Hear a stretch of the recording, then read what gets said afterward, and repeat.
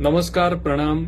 कबुतरांचा ज्यांना त्रास होतो, कबुतरांपासून त्रस्त असलेल्या जनतेसाठी एक महत्वाचा अपडेट आहे. ज्यांना कबुतर त्रास देतात, कारण माहिती आपल्याला सगळ्यांना, कबुतरांच्या पिसांपासून, पंखांपासून अनेक प्रकारचे रोग पसरतात, घातक असतात कबुतर. ज्यांच्या गॅलरीत कबुतर येतात त्या सगळ्यांसाठी अपडेट आहे. तुमच्या गॅलरीमध्ये, खिडकीमध्ये, जिथे जिथे कबुतरांचा वावर असेल तिथे तुम्ही दालचिनी पावडरचा वापर करा. दालचिनी पावडर टाकून ठेवा कुंड्यांमध्ये किंवा इतर ठिकाणी. दालचिनी पावडरचा कोणताही तोटा नाही, फक्त कबूतर त्याच्यापासून दूर पळतात, अतिशय घाबरतात. तुम्ही दालचिनी पावडर टाकली नंतर कबूतर येणारच नाहीत.